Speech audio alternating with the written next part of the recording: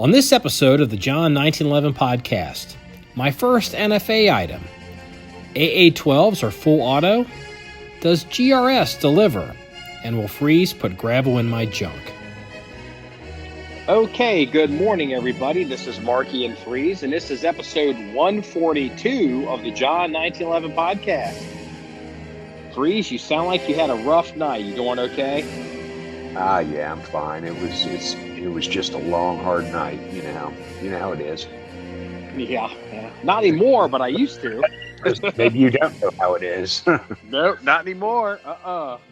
So, yeah, I mean, I go to bed early and get up early, and and I don't know what happens. Sometimes people come in the office and they'll ask me stuff like happened in the news, like local stuff, and I'm like, I had no idea. Like shootings or something, and I'm like, nope, I had no idea. Nope. Yeah. You know what? And that's not a bad life. It's not. See, there would have been a time when I was a younger man when I would have been like, how could you not know this when I was working the streets? But now I'm at the point in my life where I'm like, I'm over it. I don't care. I've earned my retirement. I don't have anything to prove. And, y'all motherfuckers go out there and just have a good time. Yep. And it's like, whatever. Yeah, exactly. Yeah. So, actually, not incidentally, not that I want to talk about someone's business, but, Officer Mike used to work in some pretty rough areas, and he had an entire career, I believe, working in some of these places. And he finally got to a point when he was like, you know what?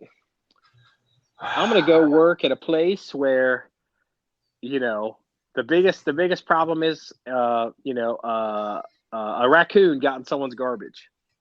So, you know what? And there's not a problem. I mean, there's no problem with that because you just hit a wall after a while, Mm-hmm. I'll tell There's you only what, so much ghetto you can put up with. Well, yeah, like, okay, I know a guy who works for a Budweiser distributorship in Indiana, and I don't know the name of his company, but they distribute like Budweiser and Budweiser products in Southeast Indiana. And for 20 years, he ran the truck and made deliveries. And after about 20 years, he's just like, man, I can't do this anymore. So he became a salesman instead of the delivery driver, just because after 20 years, man, he just, it's the same scenario, different profession though, and it's just like you get a certain point where you just can't do this job anymore. So you have to go somewhere where it's easier, Yeah, I mean, what happens is it's not physically you can't do the job anymore. It's not that you even can't do the job. It's mentally. You kind of get to a point where you're like, okay, this is going to happen, and this is going to happen, and you're going to fucking do this, and you're a jackass, so you're going to do this, and let me guess, this happened, and then you people did this, and you can see it all, and you start losing your edge because you're like, I've seen it all. Yeah. And there's no more challenge. You've mastered the ghetto. And when you don't have a challenge, I think in some level you start to get complacent, and that's how people get hurt. Yeah. So let's talk about something fun, not your life in the ghetto working. Okay. I don't know if we've talked about. Well, I guess I did the video on it. The silencer. My NFA stamp has come in for the silencer. So. Yeah. That's exciting news. Yeah, and ask me how it shoots. You don't know.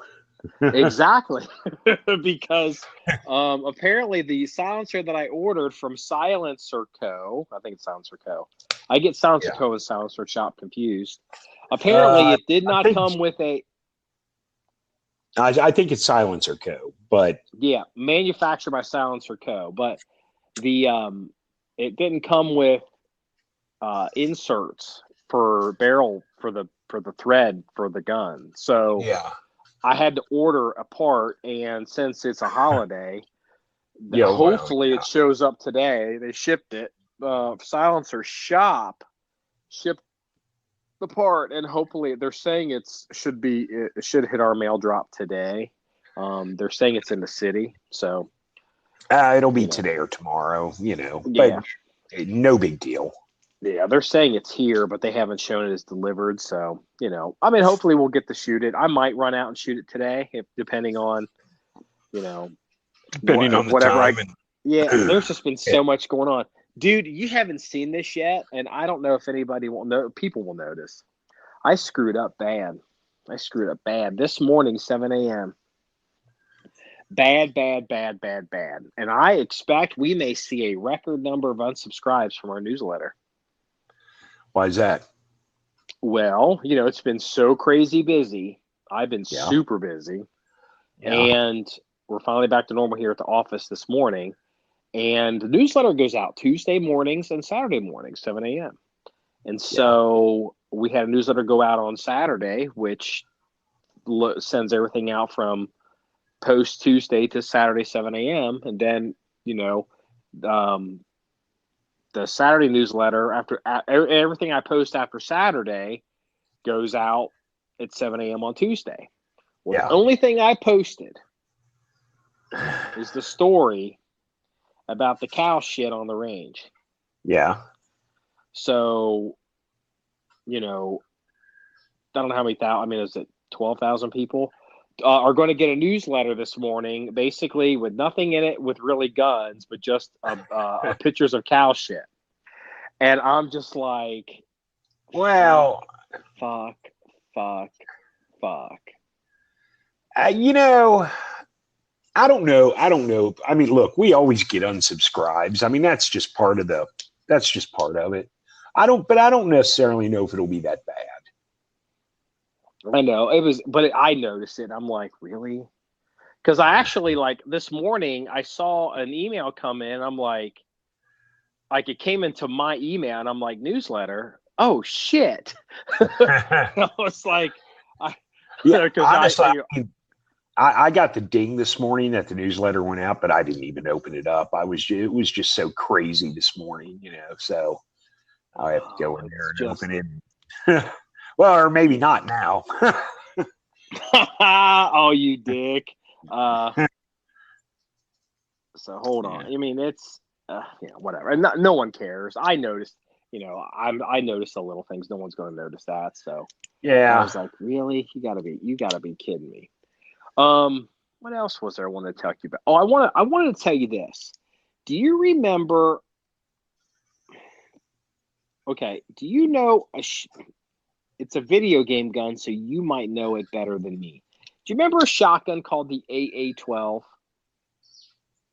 Yes.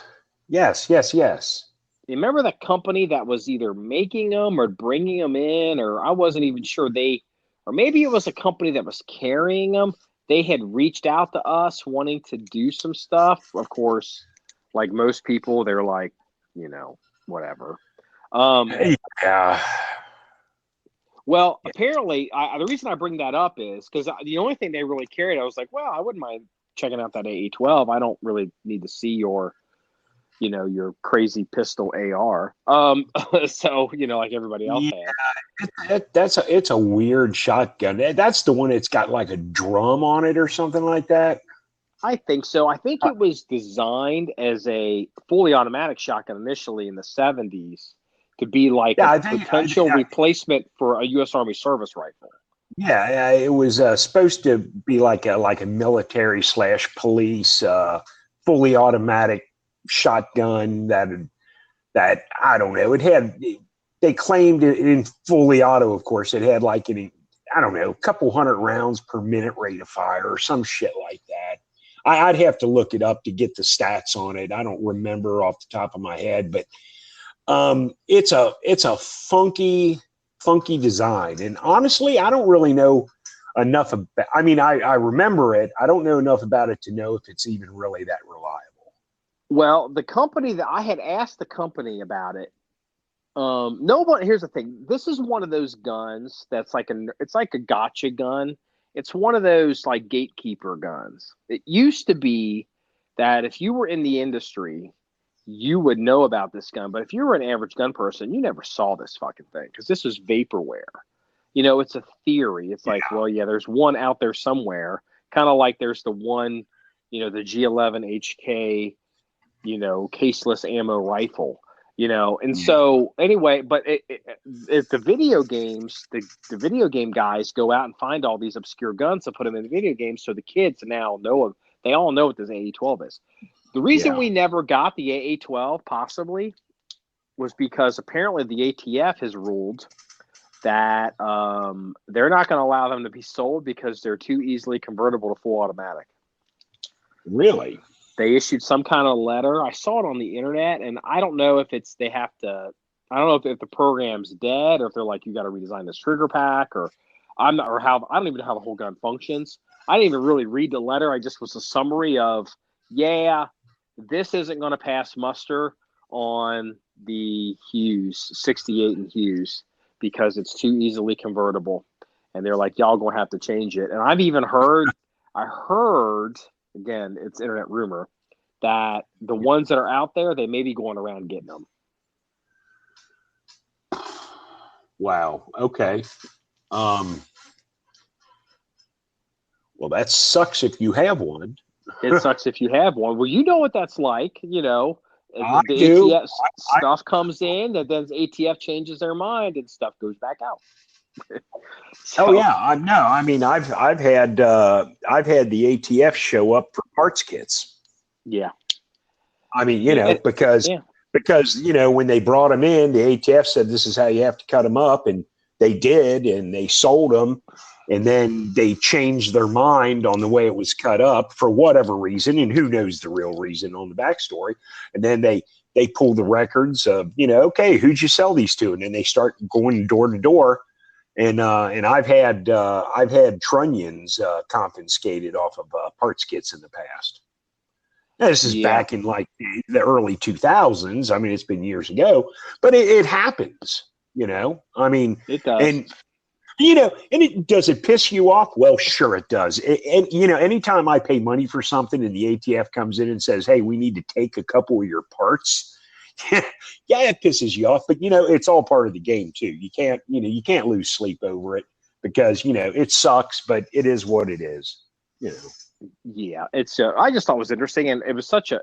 I don't think it really made big news in the firearms community. I just wanted to, but I was like, oh yeah, wait a minute, I've talked to Freeze about this, because that's why we never got one. You know, that's interesting though. It really is. Yeah. Let's see what else is going. There's a lot going on. You know, I've got the Blaser Tactical 2, and I've got the 4 barrels that you need for it, and you can't get barrels anymore. Yeah. There's a company in, I don't know if they're out west somewhere. It's called J-Sip and Son, or J-Sip and Sons. JSIP and SON. So SIP is their last names. The SIP family, I believe. Okay. They have they're a gunsmith, and they do barrels. And they started making they do Blaser R8 barrels, which is fine. There are a couple people do those, and they do I don't know if they do R93s, but apparently they opened the door to the possibility of doing Blaser barrels, or Tactical 2 barrels. Which has a bigger barrel shank. So, you know, my point is, you know, if I wanted to get a 6.5 Creedmoor, you know, or if I wanted to get, let's say I burn out a barrel for the Tactical 2, and you know, I want to stick with a case overall size that's similar to, say, you know, 308, you know, like 243, or you know, 6.5, or you know, I mean, it's possibility, or maybe even get one that's just a different twist rate, or a different whatever. I might be able to get barrels for this after all. This may be happening. You know, it might take a year, but they seem my understanding is that they expressed an openness to do it because they're trying to get the Blaser market, because there's so many people making barrels, you know, for like all these other guns that, you know, everybody like AI, just, you know, all the guns, and they're like trying to drum up business, and they identified Blaser, so they seem to be going after it. And they apparently have a Tactical 2 right now that they're miking out all the measurements on a barrel. That's cool. That's actually good news. So it looks like I can keep the Tactical 2 running forever now. Well, as long as you can keep firing pins in the damn thing. Yeah, well, I think I should be able to get firing pins, but yeah, that is an issue. There's no doubt about that. Let's see what else is there going on. I guess we could talk about it. GRS supposedly out of Europe is going to send us one of those chassis. And I'm kind of excited about that. I mean, everyone knows, I'm not a Blaser guy. I mean, I don't own one. I will never own one. I would never spend that kind of stupid money on one, but you are, and you do. And I like this chassis system for it. We'll see, if we get it and we'll run it, we'll see how it is. I have high hopes for it. I mean, I think it's cool. It's interesting. It's called they're from, I don't know where GRS is from. They're from, is it Finland, maybe? Norway? I don't know. I don't know. I apologize to the rep here in the U.S. They have one rep in the United States. But, like all their names are like Norse, Viking. So it's called this one, it's called the Ragnarok. Ragnar, RAGN. Yeah, that's some Norse god, or that's like where like the Norse gods live, or some people that are into all that Norse mythology would know that. But yeah. But what's interesting, if you're a Blaser owner and you're hearing me talk about this, it's a chassis, so you have to have a donor rifle, but the whole thing is metal. And it's got a folding stock. It's chock full of M-lock and key mod or M-lock and pick rails, and like it's interesting. Like you could take your hunting rifle and you could bolt all kinds of crazy shit to your gun. Lasers, lights, night vision, thermal. Yeah. I mean, it's interesting, and I'm excited. I'm hoping when we get one in to look at. That they'll maybe let me buy it, but it depends. I mean, we'll see. So this is coming from what, like Norway or Sweden or wherever the hell they're located? Yeah, I mean, I for all I know, I got my hands on one at NRA. Like I was able to hold it and look at it and talk about it. And I think I was probably one of the few people at NRA to even stop and look at this product. And the guy told me, I mean, it's being all like, look, Blaser's huge in Europe, but in the United States, it's Blaser who? Yeah, exactly. And the guy told me at the time, because I tried to see if I couldn't buy it off him then. He was like, the problem is it's the only one in the country. So It was like, well, and I know they started shipping them. I've seen them overseas for sale. Like they're showing up in various countries around the world. So hopefully we can get this here, and they come through. It's a cool looking system. It really is. And it's not about the looks. I mean, I think it should perform well. If you look at the way it's laid out, I will see. It basically turns a Blaser R8 into a Tactical 2. Yes, and I mean, what's not cool about that? Mm-hmm. Barrels and calibers and bolt I mean, heads you can take the R8, you can turn it into a tactical rifle, and then still, bam, flip it back to your standard hunting rifle when you need to shoot it. Super interesting. I mean, I like the system. I hope it works well. I hope we actually get it. You know what? And Freeze is being so positive about it. I really appreciate that. Well, here's the thing. I'm going to tell this to the listener. We're not gear reviewers. Like the products that if we do get something in, which is damn rare because, it's something that we want. You know what I mean?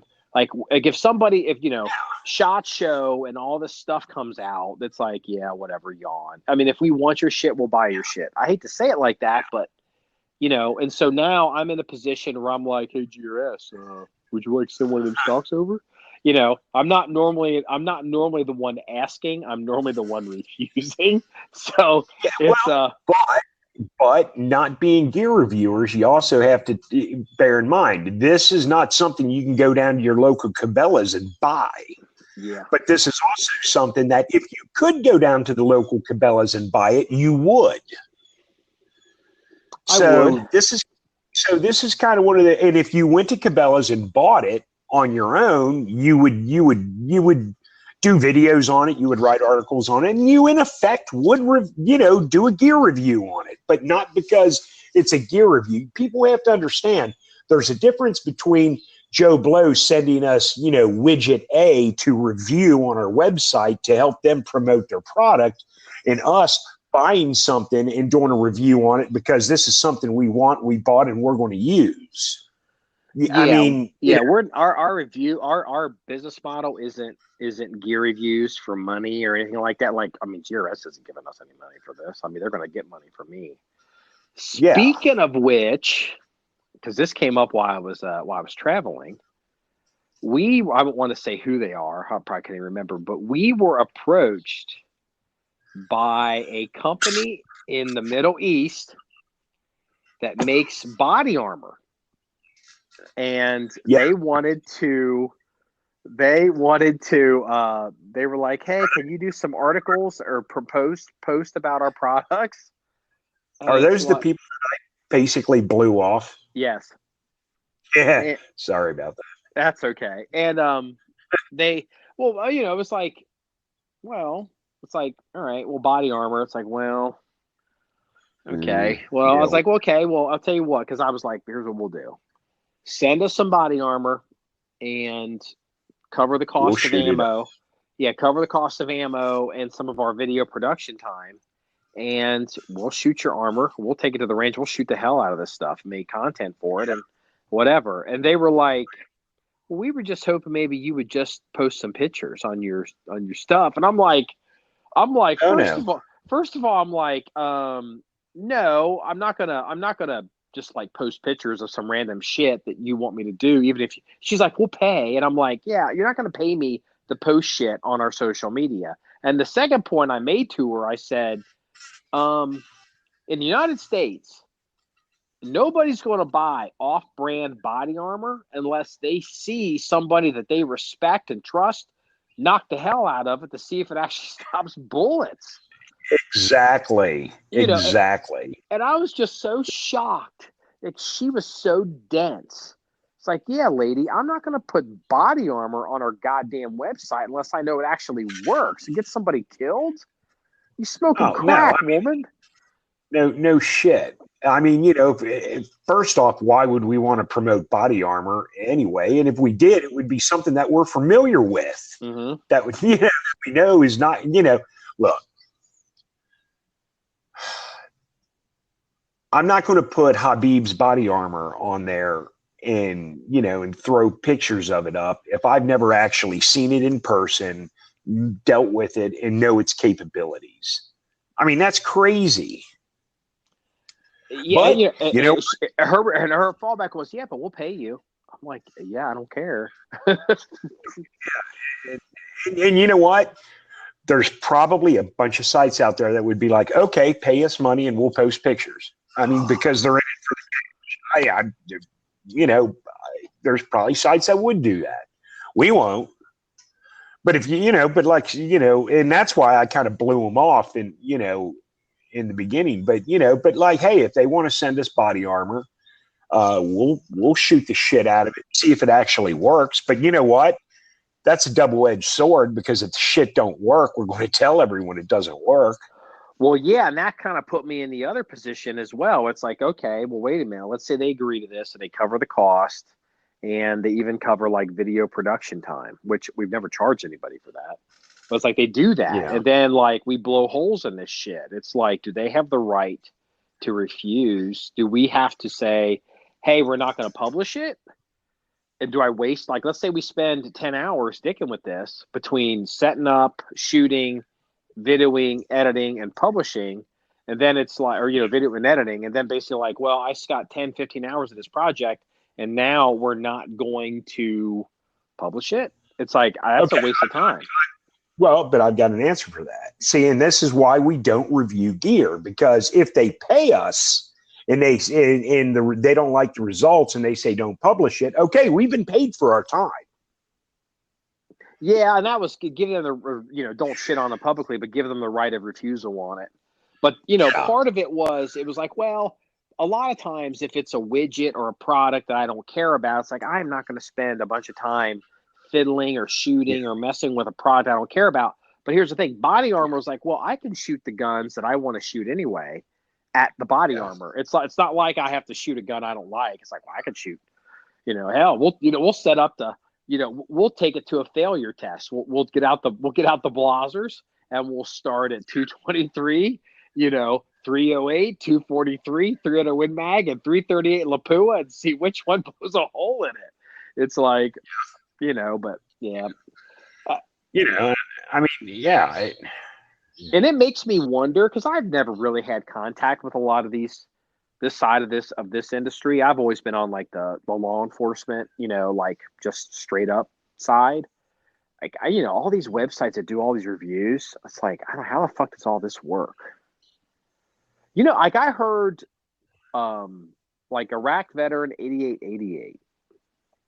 Yeah, like Heil Hitler. Yeah. And look, I want to say this. They seem like sweethearts of guys. We joke that their YouTube name is unfortunate, and I don't, and that may be an example of where like you make a decision as a young kid and don't realize later on in life the repercussions of it. So the 8888 is Heil Hitler. So maybe we don't know that, but I heard like they're a big business. Like they get paid like standard gear review for them. Like they get paid for all that. Like it's thousands of dollars. I've read somewhere on the internet. Like $6,000 or something. They make big money reviewing gear, and that's fine, but that's what they do. Yeah. To me, that would almost be like the ghetto thing. It's like, oh, great. Now I got to spend the next 10 hours fucking with a gun I personally would never own. But that's the thing with gear reviewers. They don't get to do what they want to do. They have to do what they're being paid to do. And that's a job. Yeah. Not that what we're doing is not a job too. There's a lot of work involved, but we're doing fun stuff that we want to do opposed to unfun stuff that we're being paid to do. And I know some people would be like, well, fuck, if you're getting paid, do it. And there's logic behind that argument. Oh, there is. I mean, I don't know how the fireman's blog makes money, but they have to be making some money.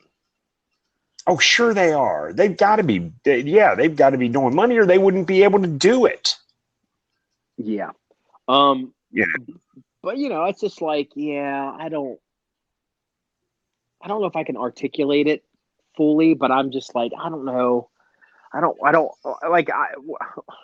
Look, where I used to, I'm not going to say it, but where I used to work, not where I retired from, but where I used to work. Another place. It was great. It was fun. I mean, for a time. But at the end of the day, to use your phrase, I ended up spending a lot of time doing gun stuff, but it was really gun stuff for other people, not stuff for me. Yes. And my skills were degrading, and my interest was being shunted aside. And it's just like, well, I wouldn't leave there to start up another, again, not that I want to crap on any of these people, but like, I just don't want to open up a website or a business and now I have to go back to doing what I don't like doing, Well, if I remember correctly, that when you were still working there, you were spending so much time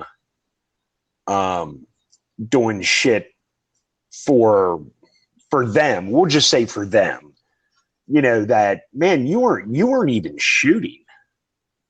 It was getting to be bad. It was getting to be bad. It was like, I work at a school and I'm hardly shooting right now. I'm like, this kind of sucks.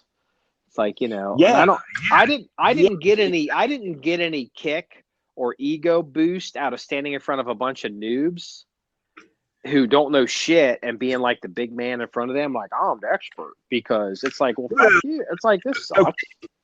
Look, here's the thing. And this may actually piss off a few listeners.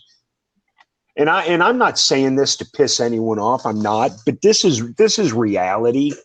A lot of people out there, they would gladly and willingly give up shooting just to be able to say, well, I'm an instructor at ABC gun school.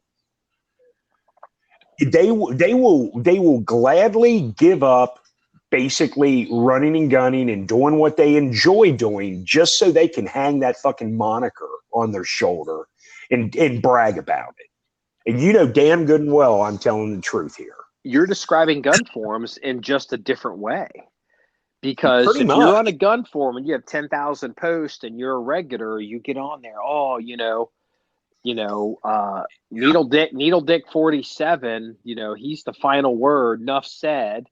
And, Needle Dick's talking to a bunch of guys with 3 posts, and they're all just circle jerking each other. None of these assholes are actually shooting. Maybe Needle Dick used to shoot, but he's not shooting now. He's got 10,000 posts on the fucking forum. Needle Dick's not shooting because he's sitting in front of his computer for 15 hours a freaking day. Exactly. And I mean, and again, I'm sure these comments are going to piss a certain group of people off. You know who it's going to piss off? It's going to piss off Needle Dick, who's listening to this podcast, and he sits in front of his computer on gun forums for 10 hours a day. Well, you know what you need to do? Hey, you know what? I'm not even saying get rid of the gun forums if that's what you like. But instead of being on there for 10 hours a day, why don't you be on there for 5 hours a day and then spend 1 hour a day at the range? I think you should shoot. I think there should be some kind of direct correlation between the amount of posts, your post count on a forum, and the amount of rounds you shoot over a certain period of time. Like if you have 500 posts, hopefully you're shooting 500 rounds a month. If you have 10,000 posts, hopefully you're shooting 10,000 rounds a year. You know what I mean? It's just like, at some point it gets to be, it all boils down to the corporate, what's our company motto? Shooting guns and having fun. That was not a random statement. That is not a throwaway. It was very specifically thought about, shooting guns and having fun. And that's what we discussed when we started this venture up. But look, okay, you just made a comment. If you have 500 posts on the forum, you should be shooting 500 rounds a month. And people go, there's going to be people out there going, well, man, that'd be hard to do. And no, it wouldn't be, because, okay, so you live in an area where you can't go in your backyard and shoot. You have to actually go to, say, a gun range and pay. Okay, so you go down to your local indoor gun range and you get a stall for a half an hour. Half an hour should cost you less than $10. Okay. Now, most people can afford $10 to $15 a week to go to the indoor gun range. Now, there's going to be guys out there with families and kids and money's tight. I get that. But okay. So 500 rounds a month. If you go and shoot 2 boxes of ammo a week, and you can easily do that in a half an hour. You don't need to even rent the range for an hour if you're just going to shoot 2 boxes. Okay? So 2 boxes a week, that's 400 rounds right there. So guess what? Just up it to 2.5 boxes a week. You're over 500 rounds now. You're at 600 rounds a month. And that's we're really getting off into the weeds here, but here's the phenomenon that happens. And look, everybody, we can all do this. If you look back and you start being intellectually honest, that's why I don't do it anymore. Because some guy is like, well, yeah, I go out with my buddy. 500 rounds, that's nothing. Yeah, I shot 500 rounds with my buddies and we did X, Y, and Z. And we shot that in like 2 hours and whatever. When was the last time you did that? 3 years ago. It's like people will take one time that they shot. They'll take one time, some snapshot in time, as that they did something, and then they'll pretend that that's what they're doing now, and somehow that translates to skill, and it doesn't. It doesn't, but anyway, yeah, I mean, we totally spun this way off subject. We talk about this shit all the time. We got to stop talking about that. What do you want to talk about? Do you have anything? What's going on with you? What's going on with my VZ grips, biatch? Let me tell you about the epic fail that is the VZ grips. Oh no, what? So I sent you pictures yesterday after I put the texture on it. I'm sorry, VP grips. Okay, VP, yeah, grips for the VP9. Ugh. Okay, so I've been sending you pictures of the project. I sent you pictures of them taped up, and then I sent you pictures of them when I put the epoxy down and put the texture on it. Mm-hmm. Well, I went to check them today, and I went to, I taped everything up that I didn't want the texture on. Yeah, well, yeah, that was a mistake because half the texture peeled off. The tape's not peeling off. These things are a freaking mess. However, I'm going to take a picture of them because they're a mess right now, and I'm going to take a picture of them and send it to you, and you just file that away, and I'm going to peel all this epoxy and texture off of it, and I'm going to redo them again, but I'm not going to use tape. I'm just going to texture the damn grips and be done with it. Yeah, so the VZ grips or BP grips have a pattern to them and freeze. Because I remember, because I didn't even think about it, because mine are obliterated, because mine are stippled, and you went through with little pieces of tape and X-Acto knife, I think, and taped off all the patterns. I did. I taped off the patterns, but then once you put the epoxy down, you know what? You really can't cut through the epoxy to peel the tape off, and it's a total epic fail, and and that's okay. Not all projects come out of freaking winter, but. You know what we ought to do? We ought to pack them. We ought to package them back up and send them back to the company we bought them from and say, "Hey, these are defective." Oh shit! Because like people do shit to us. Remember, we used to sell shit. You know what? That's crazy. Yeah. Oh God. See, I don't want to be that guy because I've been on the receiving end of that guy. I don't want to be the shipping end of that guy. Yeah. We'll get a brand new pair back, but they'll be dipped in like bull semen or something. Oh shit, yeah. But no, you know what though? I mean, it's okay. I know what I did wrong, and I will correct that.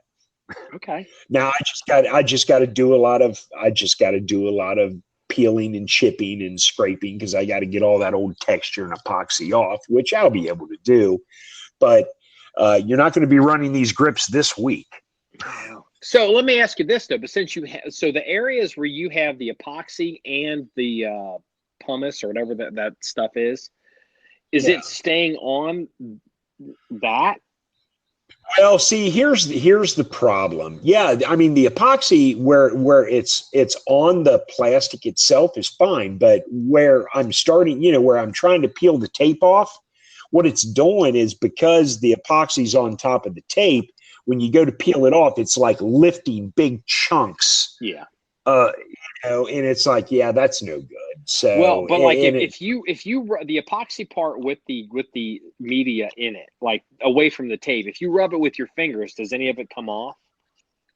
No, man, it's pretty freaking aggressive. I like it. But does it come off? Well, no, not really. I mean, obviously, when you sprinkle it on there and it dries, I take a nylon bristle brush and brush the loose pieces off because not every single piece of the grit adhered to it, and that's normal. Okay. But once I bristled it with the nylon bristle brush, what's adhered to the epoxy, this shit's on there, man. That's nice. What I was concerned about because it's like, well, I carry appendix, and am I going to have a bunch of gravel in my junk? Yeah, that would be the. You know what? That is the title of this episode: Gravel in My Junk. There you go. Oh my God. Self out, doesn't it? But yeah, No, actually, I mean, I'm happy. I'm happy with the overall results because I did some. I told you, and this will be in the write up, but I told you that I used several different types of epoxies because I didn't like the first one I used. I didn't like the dry time, the cure time, and all that. But what I'm currently using now, I like. And man, I'm telling you what. I mean, this actually what it is, it's polishing media. Yes. For like a and I'm using the heavy grit, not the real fine stuff. And it's almost like basically it turns your grips into almost like a real coarse, heavy emery cloth. I mean, but I'm really impressed with it. I've got the epoxy down. I tried to get cute with the tape and all that shit, and it was an epic fail. Yeah. That's okay. That's okay. You have a much higher level of tolerance and skill level to self-rescue and do this kind of stuff. I'm not as handy as you are. And so, I'd be like, fuck. I'd be like, fuck it. Just going to run it. Just pull it off. Fucking run it. It's good enough.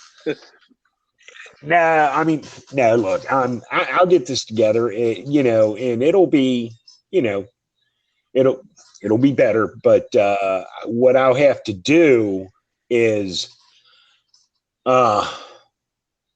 instead of using tape and taping off the areas that I don't want the grit on, what I'll have to do is I'll have to use a finer. I'll have to use like I don't want to say like, almost like a model, like a paintbrush you use to use on testers paint models with. Yeah, like a little horsehair brush. Yeah, I'll have to buy a disposable because once you dip it in epoxy and shit, there's no cleaning it up. I'll have to go out and buy a disposable like modeler's paintbrush because when I put the epoxy on, there's going to be certain areas, and I'm not going to worry about taping it off, but I'm going to have to just, go over it with the brush, to coat the areas I want coated, and then I can sprinkle the media down on top of it, and it'll be fine. But like I said, I tried to get real cute with it, and, well, fail. Well, that's good. I'm looking forward to, because I think with some of that whatever that media is going to be like, it's going to totally change my gun to make it, because I like super aggressive. I think it will. Although, okay, so in your appendix holster, there's a sweat guard. Okay, good, because I was going to say, if there's not a sweat guard, this shit's going to rub your skin raw. Well, there's not a sweat guard in front of the pistol grip. I mean, so yeah, it's going to rub me. I'm talking about between the pistol grip and your skin. Yeah, there's no guard. Okay, so this would be my suggestion, and you'll have to try it out. If it becomes an irritant, the grip that would be, I guess, the left hand panel, you might want to just use your stippled panel on the left hand side, and then use the back strap in the textured right hand panel. You know what I mean? Yeah, I mean, I may file some, or scrape it down and do whatever. But once it's running, I'll modify or make adjustments, and I'll just man up and do it. So, but we've been going a long time, and you've been up all night, and so I like to end on either a fun story or a crime story, and we're going to give you the option. I'm going to give you both of them. So do you want the mugshot one, or do you want the story about the rock and roll lifestyle one first? I want the story about the rock and roll lifestyle. But before you tell me that, let me just say that the X39 build is complete. Okay, good. We'll do a follow-up on it in the next episode.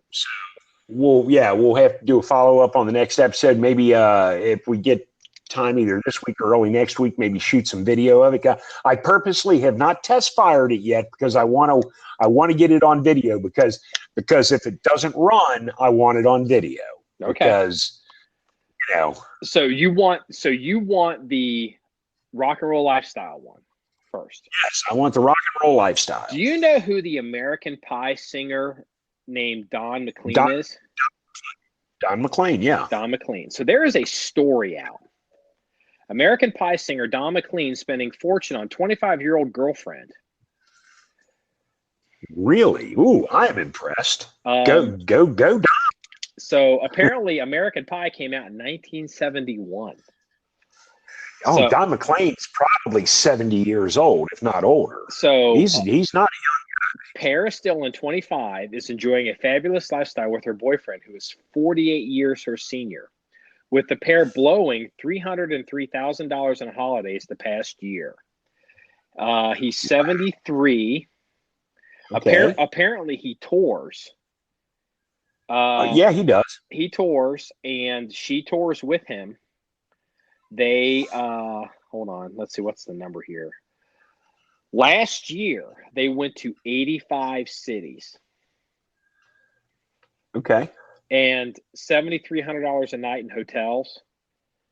And $7,300 a night. Yeah, well, like at the Beverly Hills Hotel, Four Seasons Hotel, that's what they're saying the average hotel cost is. So the Eiffel Tower and going to the Louvre and Versailles, and she wears Prada and Gucci and famous stuff and, you know, whatever. And I thought that was, you know, I don't know who Don McLean was, but I figured you would. So I was like, there you go, buddy. There's your.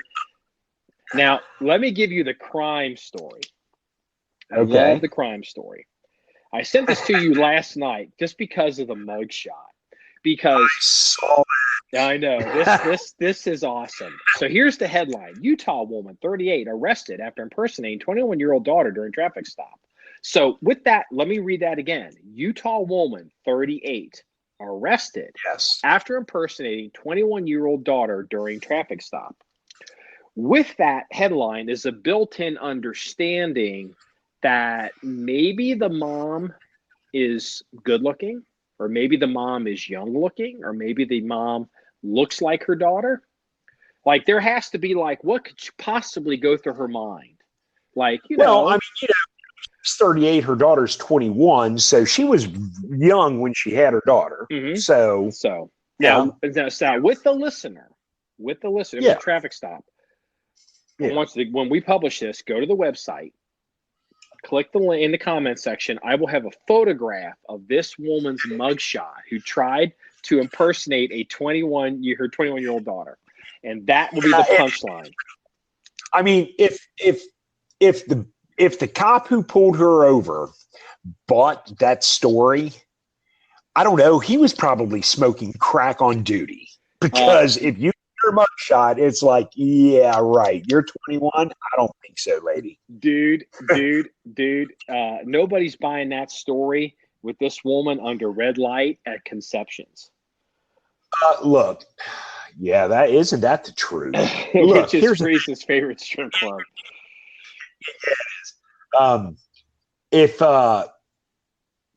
See, meth is an evil drug. Meth will make a 20-year-old woman or 20-year-old girl look like a 30-year-old hag. Yeah. And they found drug paraphernalia and drugs in her car, well, residue or whatever. So by looking at her mugshot, you know this woman does meth. Maybe. She might do RuPaul's drag queen competition as well. So on that note, this wraps up episode 142 of the John 1911 podcast. If you want to see any stories, links, or pictures and things we talked about, go to our website, john1911.com. That's JOHN1911.com. Remember, it's all about shooting guns and having fun. Everybody, have a good day. See you later.